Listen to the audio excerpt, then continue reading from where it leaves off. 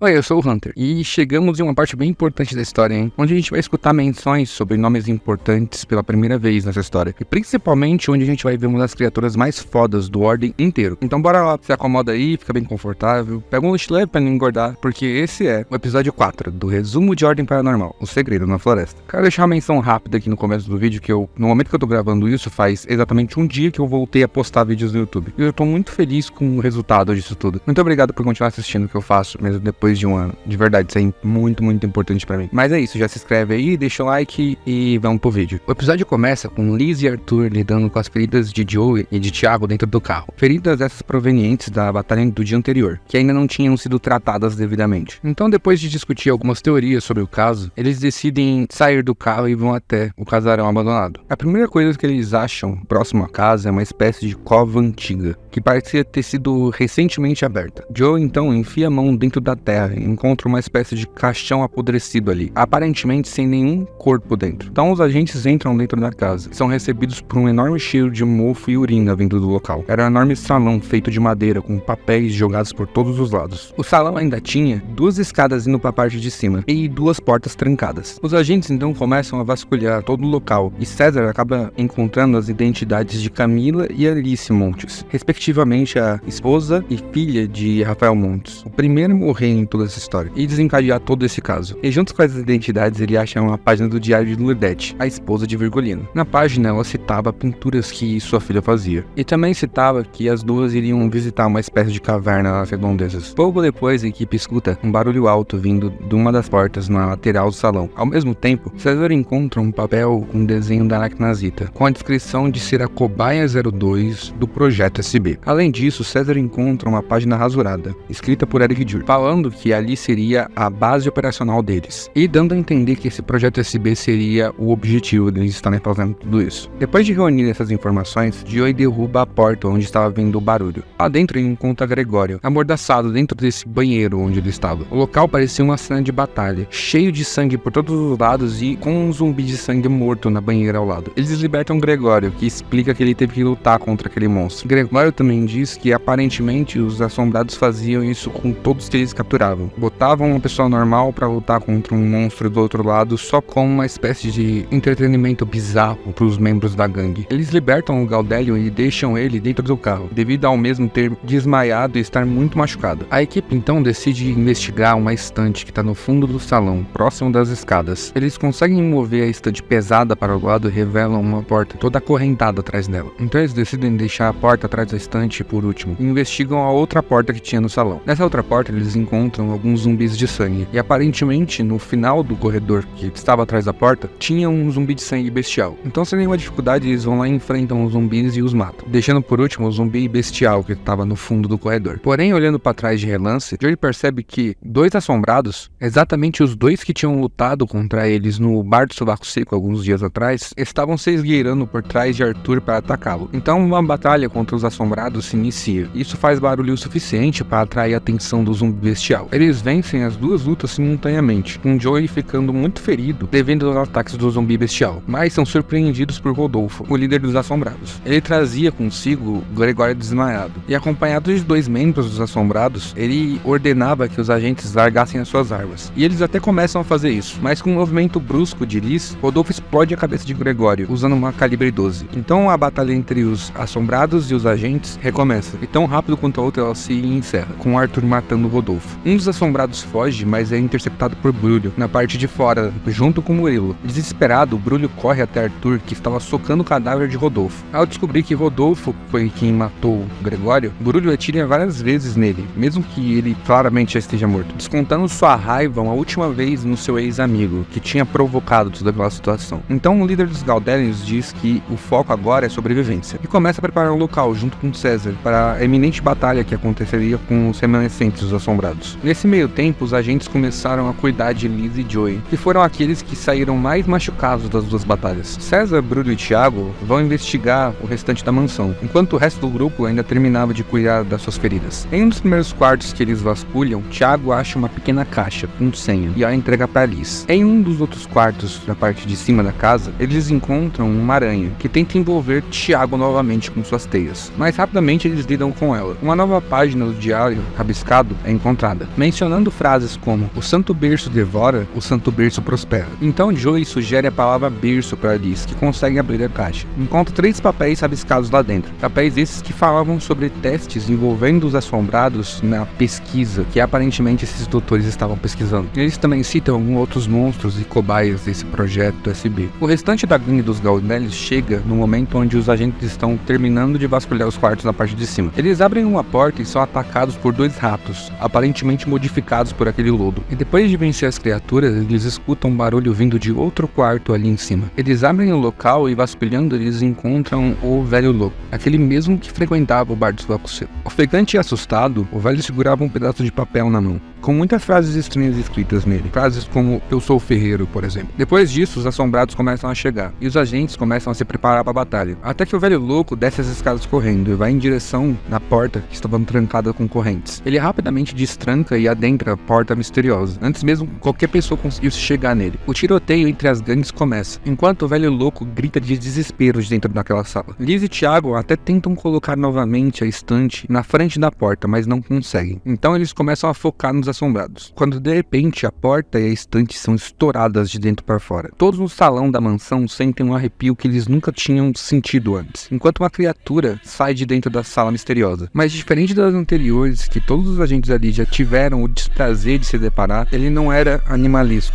Aquela criatura completamente preta e musculosa, com seu crânio à mostra e um símbolo espiral entalhado no centro da sua testa, andava de maneira arrogante, como se só existisse vermes perante ele naquela sala. Rapidamente a neblina do outro lado se espalhou e junto consigo a total ausência de esperança se propagou por toda aquela mansão. Todos aqueles que olharam aquela criatura tiveram uma certeza absoluta, cravada dentro de suas almas, que eles com certeza morreriam ali, já que eles acabaram de encontrar um emissário da morte, uma pequena amostra da que aquela entidade é capaz de fazer. Eles acabaram de encontrar o Carniçal, feito dos restos mortais do Dr. Lunático, que veio ensinar todos os presentes o que realmente significa a morte. Então a maior batalha da mansão abandonada se inicia. Liz é a primeira a atacar a criatura. Ela acerta um tiro na clavícula do Carniçal, que continua andando como se nada tivesse acontecido. Thiago ataca logo depois, acertando um tiro na cabeça da criatura, que agora volta sua atenção para o jornalista. Thiago sente um vazio inexplicável no momento que ele cruza com o olhar daquela criatura. O mundo inteiro se escurece para o jornalista. A única coisa que ele consegue ver é aquele símbolo, reluzindo em vermelho. Enquanto isso acontecia, os assombrados atiraram em Marcelo e o mataram, antes mesmo do Carniçal aparecer. E quando a criatura surge, somente um dos assombrados tenta acertar ela, atirando múltiplas vezes e falhando todas elas. Murilo, ainda muito desesperado com a morte de Marcelo, não consegue reagir. Ivan tenta atirar contra a criatura, mas falha, enquanto Brulho insiste em matar os assombrados remanescentes. Liz corre até Thiago, enquanto César atira na criatura, também não surtindo efeito. O Carniçal se vira até César, que recebe o mesmo ataque mental que Thiago tinha acabado de receber. Sendo controlado pela criatura, Thiago mira em Liz, que praticamente entra em combate corpo a corpo com o jornalista, percebendo que ele iria atacá-la. Então a cientista Florence grita para Joey ir até César, pois de alguma forma ela percebe que ele pode estar na mesma situação que Thiago se encontrava. Então Joey corre até César, enquanto Thiago, com lágrimas negras surgindo de seu rosto, soca e quebra algumas costelas de Liz, que mesmo se machucando teve um destino muito melhor do que o de Joey, já que César, chorando lágrimas negras igual Thiago, vira sua arma e atira dentro da boca do ginasta, fazendo o projétil sair por sua bochecha. Joey cai no chão desacordado imediatamente, e ambos, Thiago e César, acordam de seus transes depois de ter ferido seus companheiros. Liz vê que Joey tomou um tiro e corre pra cima, enquanto Thiago, cheio de ódio, começa a atirar na criatura. Depois de todos esses danos, o Carniçal perde sua postura arrogante e solta um grito gutural,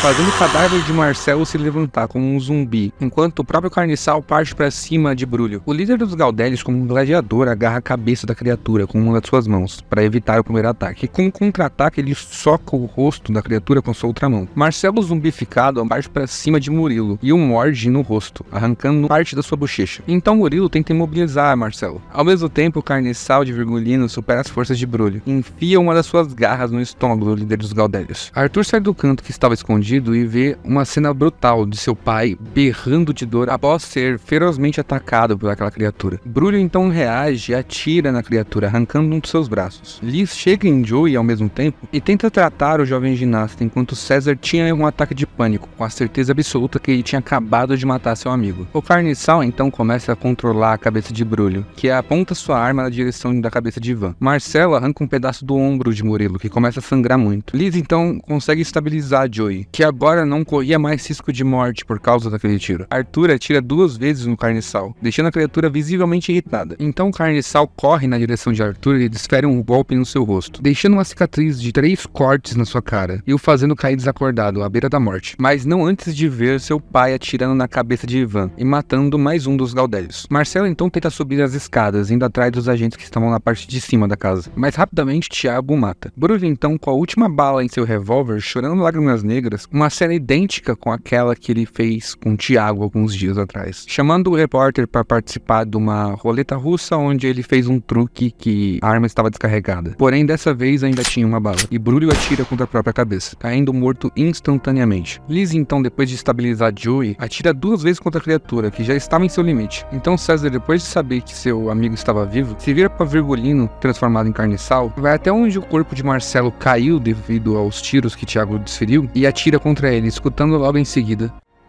Foi... normal. Dá o dano.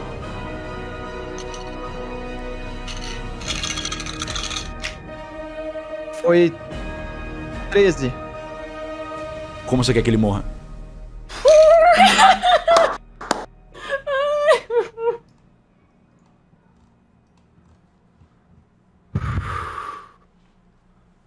Calma, deixa eu respirar um pouco.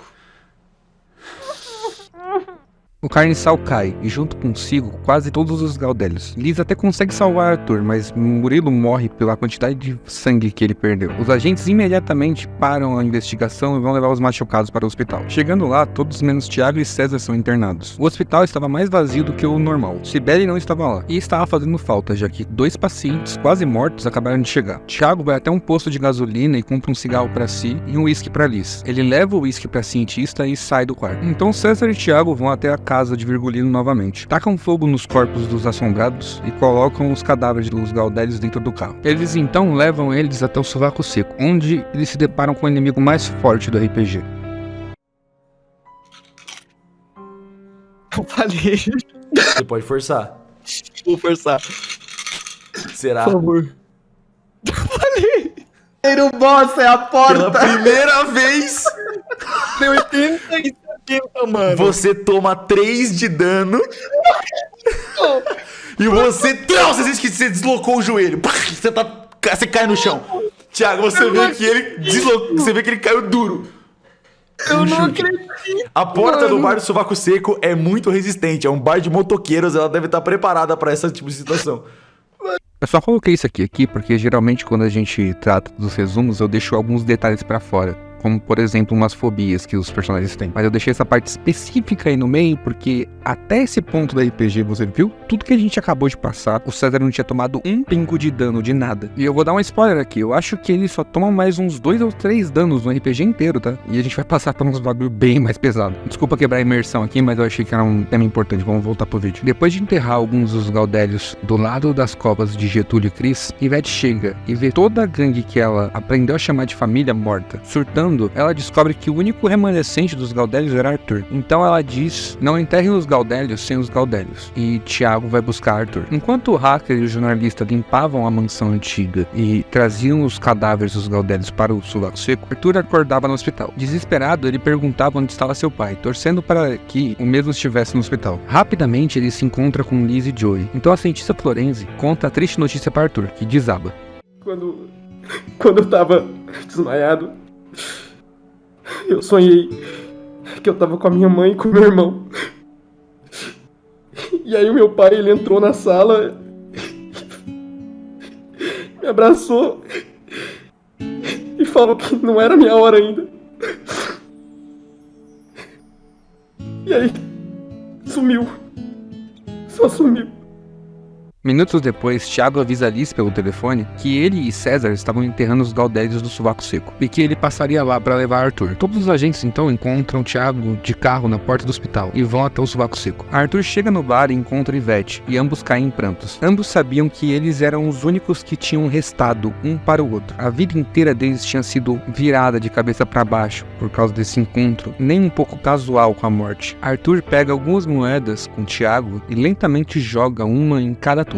A cada moeda jogada, uma lembrança surgia, que servia quase como uma retrospectiva da sua vida. Desde a sua formação até aquele momento, tudo em grande parte tinha um toque dos Gaudérios na vida de Arthur, que despejava moedas, lágrimas e memórias nos túmulos. Quase como um rito de passagem, ele se despedia de seus companheiros antigos, rodeado pelos novos. Nesse dia, os Gaudérios morreram, mas esse dia também foi marcado pelo nascimento do primeiro Abutre. Mas essa história fica para outro dia, porque é aqui que a gente termina o resumo de hoje. Porra, mano, 2 enterros em 2 episódios. Eu espero do fundo do coração que esse seja o recorde que não seja batido aqui. Mas pode ficar tranquilo, depois dessa tempestade que a gente acabou de passar, vai ter provavelmente os 2 episódios mais divertidos do Ordem em geral. E o próximo resumo provavelmente vai ser o episódio que eu mais vou colocar pedaços do próprio RPG dentro dele. Provavelmente esse é o episódio mais longo que eu já fiz. E valeu de verdade por ter me escutado até o final. Muito obrigado por deixar eu te contar essa história. Eu sou o Hunter e a gente se vê na próxima.